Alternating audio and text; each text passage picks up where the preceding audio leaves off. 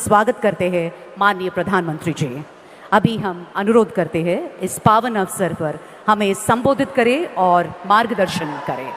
Ladies and gentlemen, Honorable Prime Minister address translated by Honorable Minister Ram Mohan Naidu garu.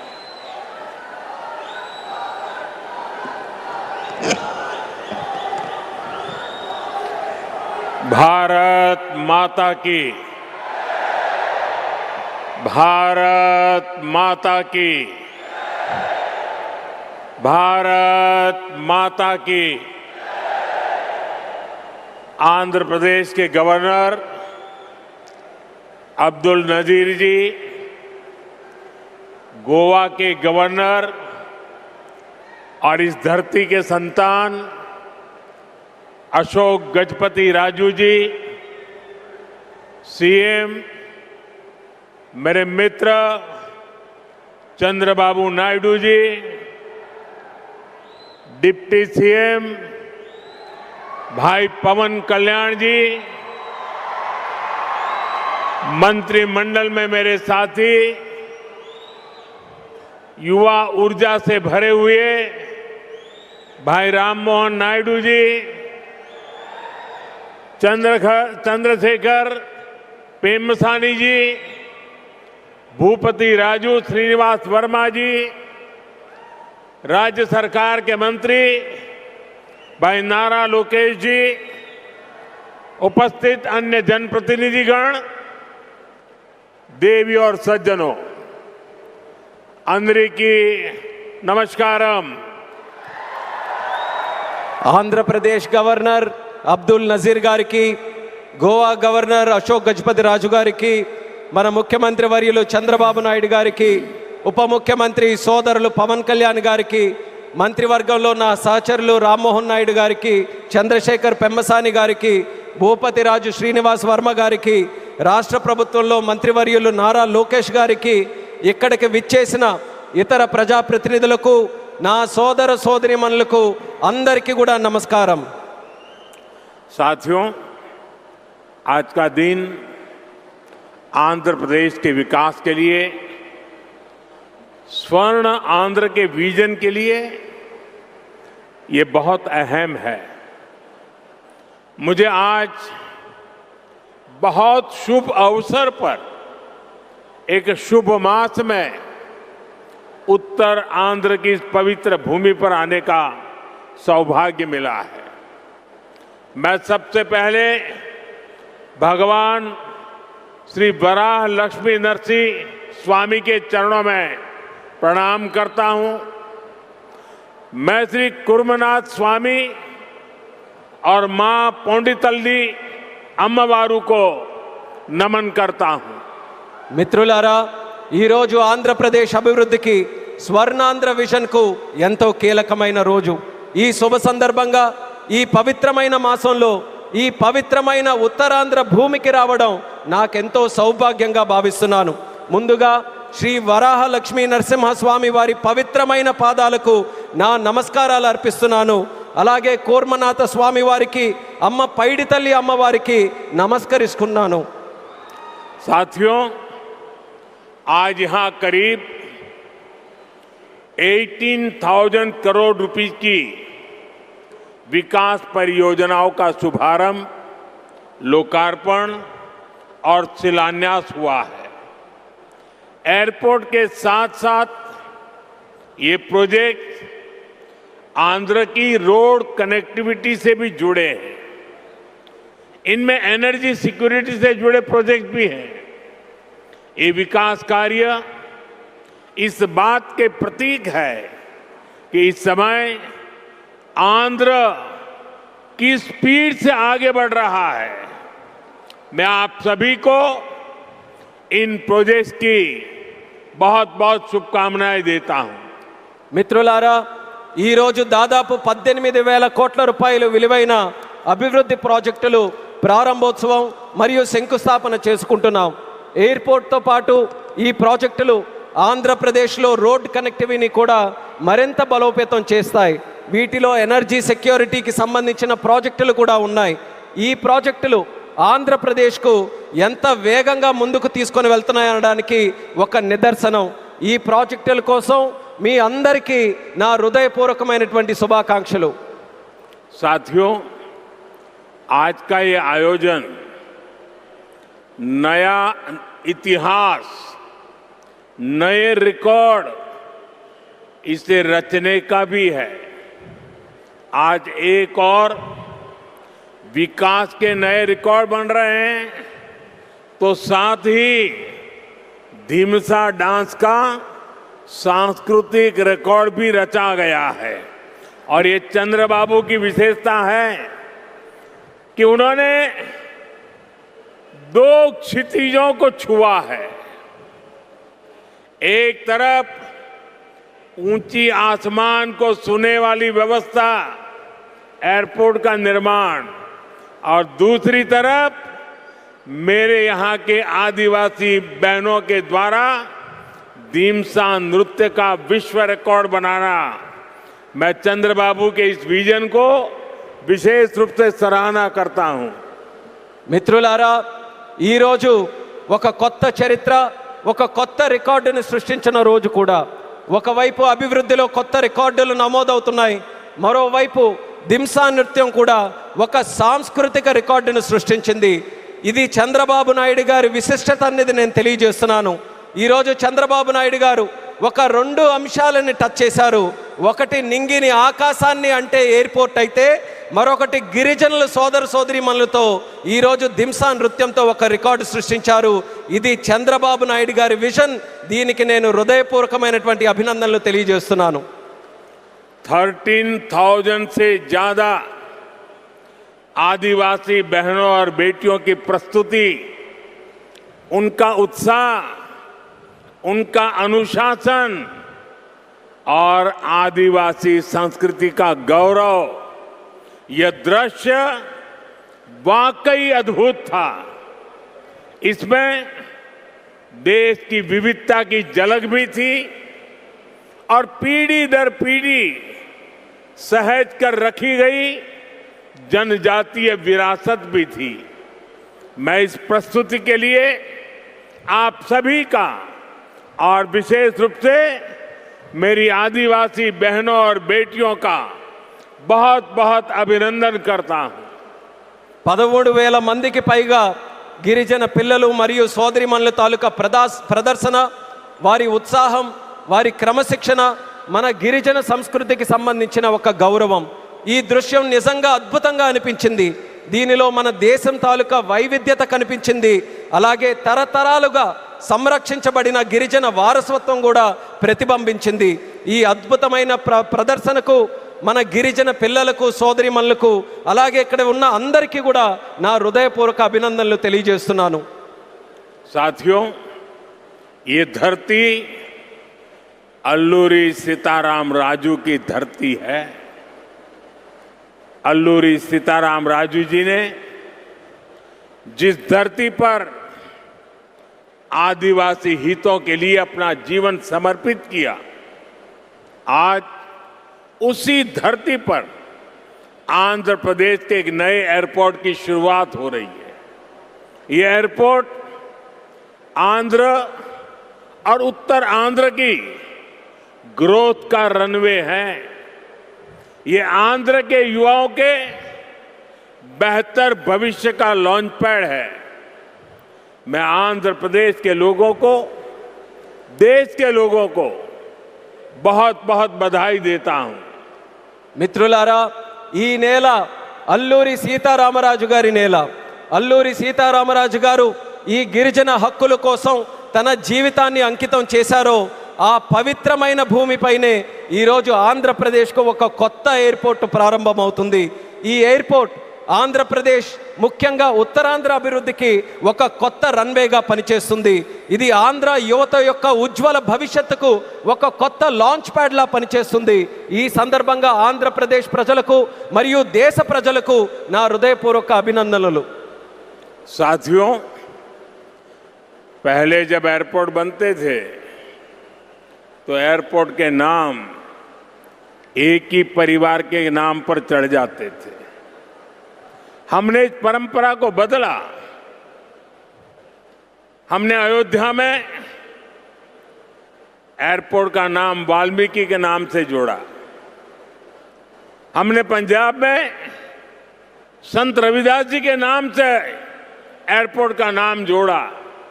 और साथियों, केंद्र की NDA सरकार ने निर्णय किया है कि इस नए एयरपोर्ट का नाम श्री अल्लूरी सीताराम राजू के नाम पर होगा।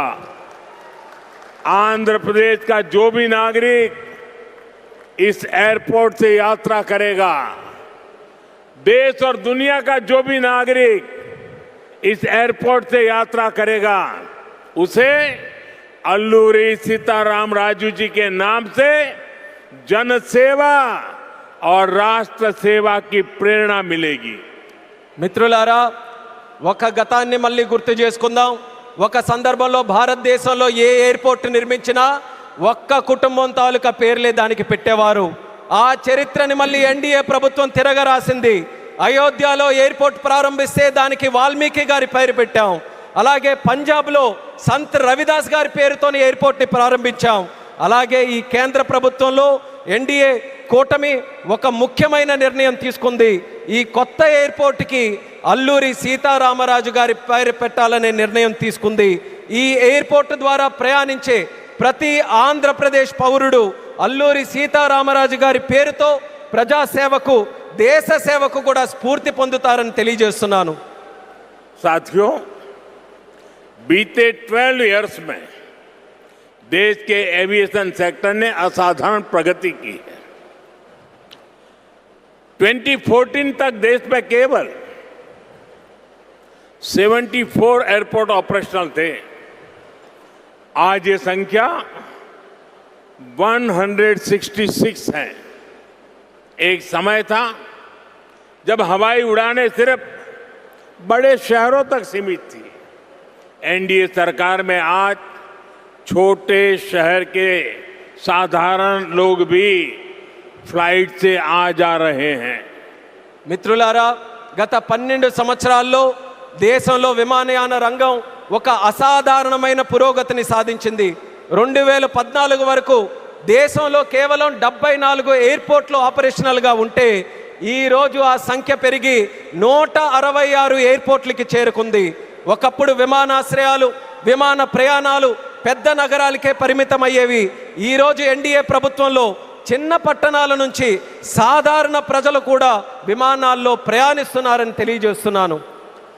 12 इयर्स में सिर्फ एयरपोर्ट की संख्या ही नहीं बढ़ी है, हमारी उड़ान योजना के कारण आज गरीब परिवार के लोगों को भी जहाज में बैठने का अवसर मिल रहा है। इस योजना ने गरीब से गरीब को अपना सपना पूरा करने में मदद की है। कुछ दिन पहले ही सरकार ने उड़ान योजना के दूसरे फेज की शुरुआत की है। इस पर भी 29,000 करोड़ रुपीस खर्च किए जाएंगे। మిత్రులారా, ఈ 12 సంవత్సరాల్లో కేవలం ఎయిర్పోర్ట్ తాలూకా సంఖ్య మాత్రమే పెరగలేదు. మన ఉడాన్ పథకం వల్ల పేద కుటుంబాలకు చెందిన ప్రజలు కూడా మొదటిసారి విమానంలో ప్రయాణించే అవకాశం వాళ్ళందరూ పొందారు. ఈ పథకం అత్యంత పేదవారికి తమ కలలు నిజం చేసుకునే అవకాశం కూడా కల్పించింది. కొద్ది రోజుల క్రితమే కేంద్ర ప్రభుత్వం ఉడాన్ పథకం తాలూకా ఫేజ్ 2ని కూడా ప్రారంభించింది. దీని ద్వారా దేశంలో 29,000 కోట్ల రూపాయలు ఖర్చు చేయబోతుందని తెలియజేస్తున్నాను. साथियों, एविएशन सेक्टर में देश ने एक और बड़ा माइलस्टोन हासिल किया है। कुछ ही दिन पहले काशी में जी स्पोक एयरपोर्ट मॉडल का शुभारंभ हुआ। आज वही मॉडल पंजाब के अमृतसर तक पहुंच गया है। इससे अमृतसर से 25 से ज्यादा इंटरनेशनल डेस्टिनेशन जुड़ जाएंगे। मैं इस उपलब्धि के लिए आंध्र की इस धरती से पंजाब के लोगों को भी बधाई देता हूं। साथियों, हमारे आंध्र प्रदेश के पास हमेशा से विकसित भारत का ग्रोथ इंजन बनने का सामर्थ्य रहा है। आंध्र प्रदेश के विकास के लिए हमारे प्रयास डबल इंजन की स्पीड से आगे बढ़े। इसके लिए मैंने आंध्र के लोगों से डबल इंजन सरकार का आशीर्वाद मांगा था और आज चंद्रबाबू नायडू जी के नेतृत्व में, पवन कल्याण जी के नेतृत्व में एनडीए की पूरी टीम आंध्र प्रदेश के लिए डबल स्पीड से काम कर रही है। మిత్రులారా, విమానయాన రంగంలో దేశంలో మరో పెద్ద మైలురాయిని మనం సాధించాం. కొద్ది రోజుల క్రితమే కాశీలో ప్రారంభమైన స్పోక్ ఎయిర్పోర్ట్ మోడల్ ఈ రోజు పంజాబ్లోని అమృత్సర్ వరకు కూడా విస్తరించింది. దీంతో అమృత్సర్లో 25కి పైగా అంతర్జాతీయ గమ్యాలకు నేరుగా కనెక్ట్ అవ్వడానికి అవకాశం కలిగింది.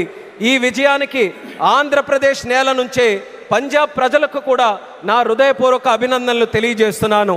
అలాగే మిత్రులారా, వికసిత్ భారత్ నిర్మాణంలో ఆంధ్రప్రదేశ్ ఎప్పుడూ కూడా ఒక గ్రోత్ ఇంజిన్గా నిలిచే సామర్థ్యం కలిగి ఉంది. ఆంధ్రప్రదేశ్ అభివృద్ధి కోసం డబుల్ ఇంజిన్ వేగంతో మా ప్రయత్నం ముందుకు సాగాలని నేను ఆంధ్ర రాష్ట్ర ప్రజలకు డబుల్ ఇంజిన్ ప్రభుత్వం కోసం ఆశీర్వాదాన్ని నేను కోరాను.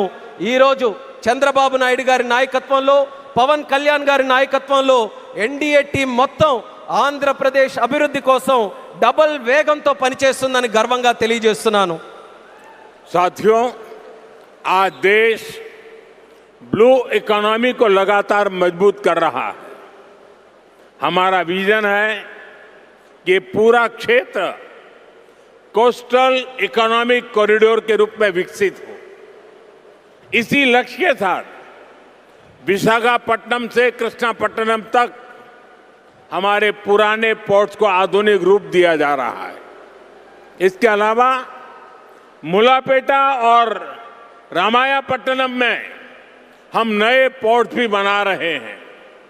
మిత్రులారా, ఈరోజు దేశం బ్లూ ఎకానమీని నిరంతరం బలోపేతం చేస్తుంది. మా విజన్ ఈ మొత్తం ప్రాంతాన్ని ఒక కోస్టల్ ఎకనామిక్ కారిడార్గా అభివృద్ధి చేయడం. ఈ లక్ష్యంతో విశాఖపట్నం నుంచి కృష్ణపట్నం వరకు మన పాత పోర్ట్స్ అన్నిటినీ కూడా ఆధునీకరిస్తున్నాం. అదే సమయంలో మూలపేట మరియు రామయ్యపట్నంలో కొత్త పోర్ట్స్ని కూడా మనం నిర్మించబోతున్నాం. साथियों, पोर्ट डेवलपमेंट के साथ साथ पूरे आंध्र में हाईवे और एक्सप्रेसवे का नेटवर्क तैयार हो रहा है.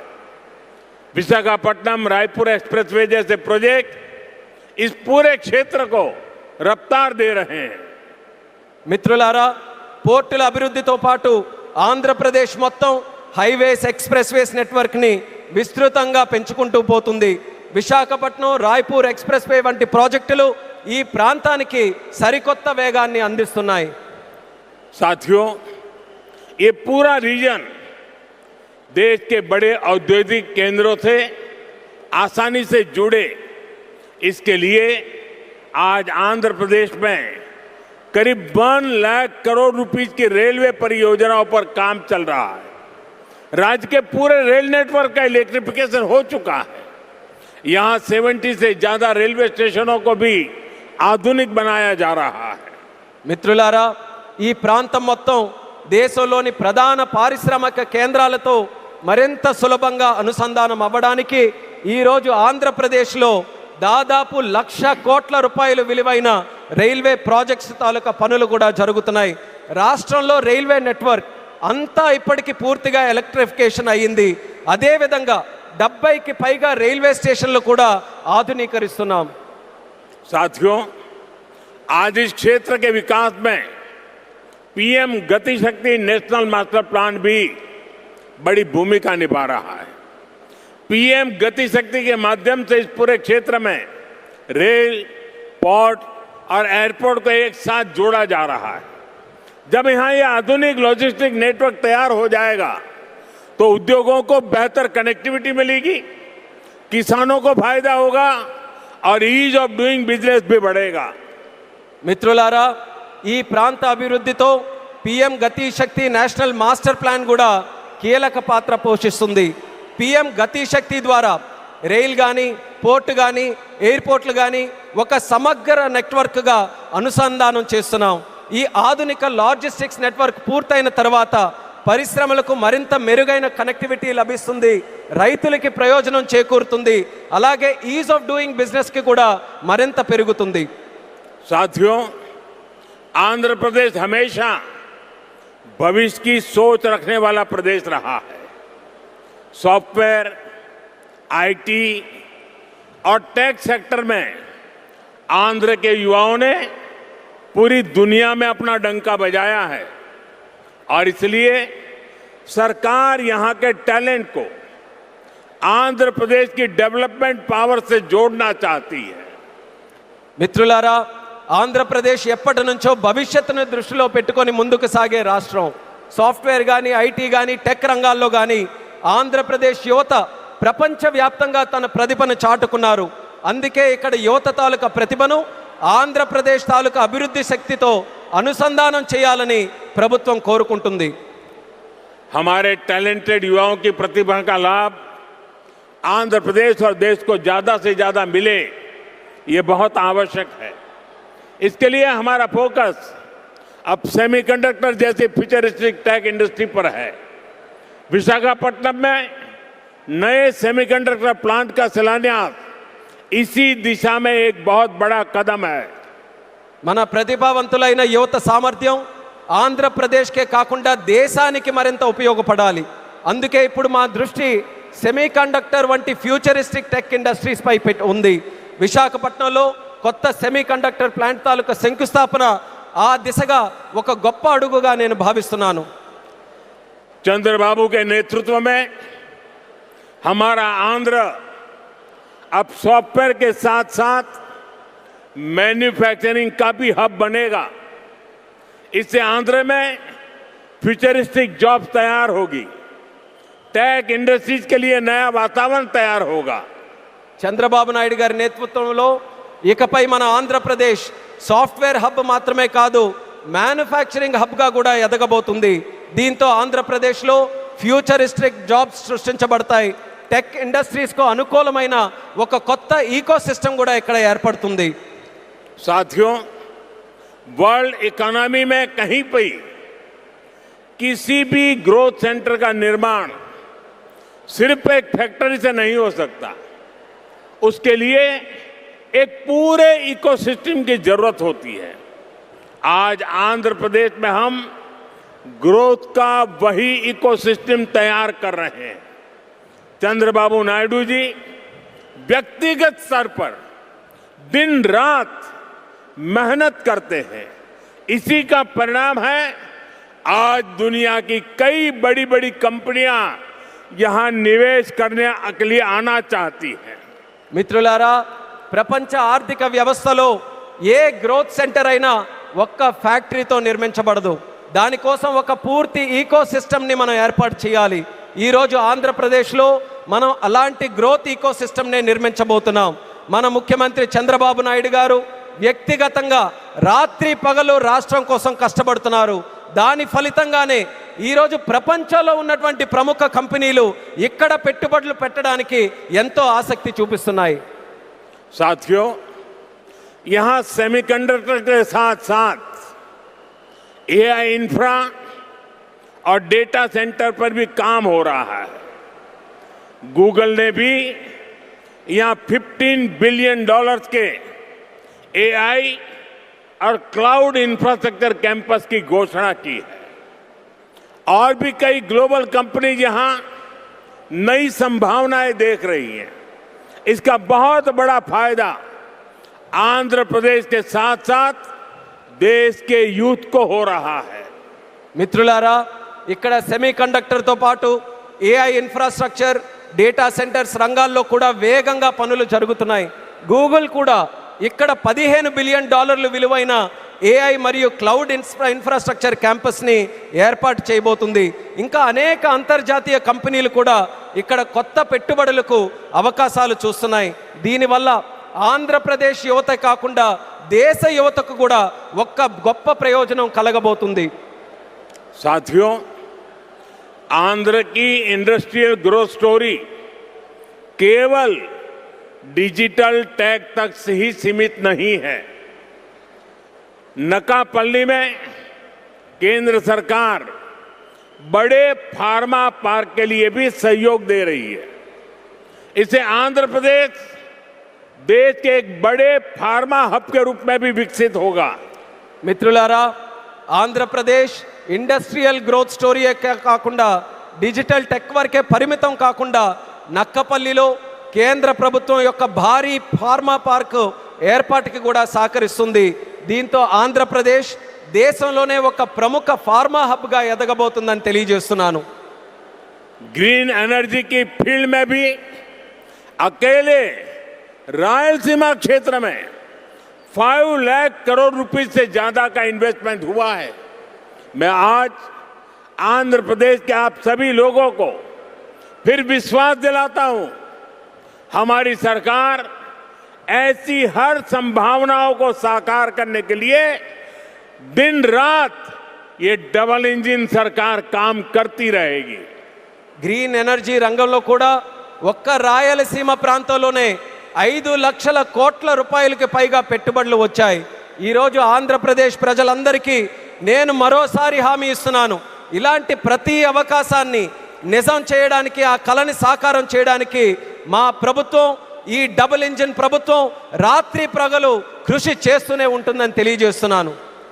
साथियों, आज आंध्र प्रदेश में हर सेक्टर में किस स्पीड से काम हो रहा है, इसका अंदाजा आप इस बात से लगा सकते हैं कि पिछले 3 यात्राओं में ही मैंने 2 लाख करोड़ रुपए के प्रोजेक्ट का शुभारंभ यहां किया है. మిత్రులారా, ఈరోజు ఆంధ్రప్రదేశ్లో ప్రతి రంగంలో ఎంత వేగంగా అభివృద్ధి జరుగుతుందో మనం ఒక్కసారి అంచనా వేయాలనంటే ఈ ఒక్క విషయం గమనించండి. నా గత 3 పర్యటనల్లో 2 లక్షల కోట్ల విలువైన ప్రాజెక్టులు, కోట్ల రూపాయల విలువైన ప్రాజెక్టులు నేను ఎక్కడే ప్రారంభించానని తెలియజేస్తున్నాను. मुझे खुशी है कि आंध्र की इस विकास यात्रा में उत्तर आंध्र भी सशक्त हो रहा है. हम विशाखापट्टनम इकोनॉमिक रीजन VER को देश के बड़े औद्योगिक केंद्र के रूप में विकसित कर रहे हैं. हमारा लक्ष्य है VER एशिया का प्रमुख इकोनॉमिक हब बने. ये एयरपोर्ट से लेकर सेमीकंडक्टर यूनिट तक इसी मिशन का हिस्सा है. ఈ అభివృద్ధి ప్రయాణంలో ఉత్తరాంధ్ర కూడా మరింత బలోపేతం అవుతున్నందుకు నాకెంతో ఆనందంగా ఉంది. మనం విశాఖపట్నం ఎకనామిక్ రీజన్ను దేశంలో ప్రధాన పారిశ్రామిక కేంద్రంగా అభివృద్ధి మనం చేస్తున్నాం. మన లక్ష్యం VERను ఆసియా ఖండంలోనే ఒక ప్రముఖ ఎకనామిక్ హబ్గా తీర్చిదిద్దడం. దీనికి ఎయిర్పోర్ట్ నుంచి సెమీ కండక్టర్ యూనిట్ వరకు జరుగుతున్న ప్రతి కార్యక్రమం ఆ లక్ష్యంలో భాగమే అనేది కూడా నేను తెలియజేస్తున్నాను. साथियों, हमारी सरकार का मंत्र है इन्वेस्टमेंट से एम्प्लॉयमेंट. इसलिए सरकार ने अपनी तरफ से भी इन्वेस्टमेंट बढ़ाया और हम प्राइवेट सेक्टर को भी इन्वेस्टमेंट के लिए प्रेरित कर रहे हैं. आप भी जानते हैं, जब इन्वेस्टमेंट बढ़ता है तो मैन्युफैक्चरिंग बढ़ती है, मैन्युफैक्चरिंग बढ़ती है तो एक्सपोर्ट बढ़ता है, एक्सपोर्ट बढ़ता है तो रोजगार के नए अवसर बनते हैं और रोजगार बढ़ता है तो लोगों की आमदनी बढ़ती है, परिवारों की जिंदगी बेहतर होती है. और आंध्र प्रदेश में हम यही होते देख रहे हैं. మిత్రులారా, మా ప్రభుత్వం తాలూకా మంత్రం పెట్టుబడి నుంచి ఉపాధి వరకు. అందుకే ప్రభుత్వం తన వంతుగా కూడా పెట్టుబడులు పెంచుకుంటూ పోతుంది. అదే సమయంలో ప్రైవేట్ సెక్టర్ తాలూకా పెట్టుబడులు కూడా వాళ్ళు ఇంకా ఎక్కువగా పెట్టేలా ప్రోత్సహిస్తుంది. మీ అందరికీ తెలుసు, పెట్టుబడులు పెరిగితే తయారీ రంగం పెరుగుతుంది, తయారీ రంగం పెరిగితే ఎగుమతులు పెరుగుతాయి, ఎగుమతులు పెరిగితే కొత్త ఉద్యోగ అవకాశాలు పెరుగుతాయి, ఈ కొత్త ఉద్యోగ అవకాశాలు పెరిగితే ప్రజల తాలూకా ఆదాయం పెరుగుతుంది. ఆ పెరిగినప్పుడు కుటుంబం తాలూకా జీవితాలు మరింత మెరుగుపడతాయి. ఈరోజు మన ఆంధ్రప్రదేశ్లో ఈ మార్పుని మనం కల్లారా చూస్తున్నాం. साथियों, मुझे पूरा विश्वास है आज यहां जितने भी प्रोजेक्ट की शुरुआत हुई है, जिनकी नींव रखी गई है, वो सारे प्रोजेक्ट स्वर्ण आंध्रा और विकसित भारत के संकल्प को पूरा करने में बहुत बड़ा योगदान देंगे.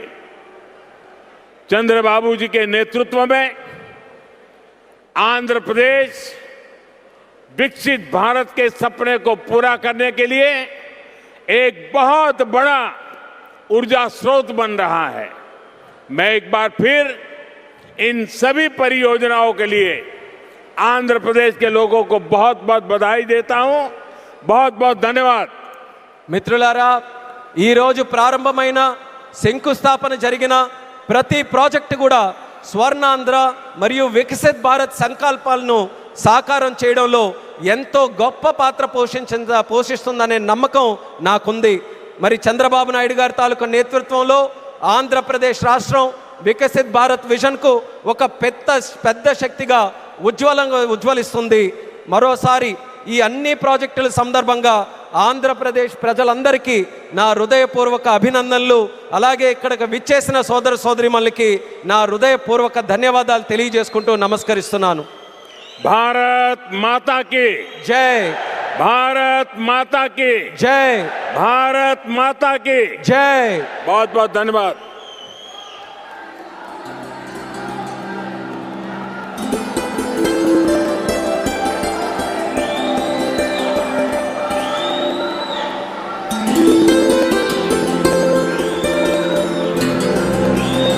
Thank you sir, thank you very much. మరోసారి ప్రధాని గారికి మనందరి పక్షాన కృతజ్ఞతలు తెలియజేసుకుంటూ thank you so much for gracing the occasion sir. Thank you very much. అలాగే వేదికని అలంకరించిన డిగ్నిటరీస్ అందరికీ పేరు పేరున కృతజ్ఞతలు తెలియజేసుకుంటున్నాము. ముఖ్యమంత్రి గారికి, ఉప ముఖ్యమంత్రి వర్యులు నారా లోకేష్ గారికి, శ్రీ పెమ్మసాని చంద్రశేఖర్ గారికి, భూపతిరాజు శ్రీనివాస్ వర్మ గారికి, మేడం అనిత గారికి, కొండపల్లి శ్రీనివాస్ గారికి పేరు పేరున కృతజ్ఞతలు. దయచేసి అందరూ కాసేపు ఓపికతో ఉండాలి. ప్రధాని గారి కాన్వాయ్, సీఎం గారి కాన్వాయ్ వెళ్ళిన తర్వాత మీ గేట్స్ ఓపెన్ అవుతాయి. అంతవరకు కొంచెం ఓపికతో వహించవలసిందిగా రిక్వెస్ట్ చేస్తున్నాం.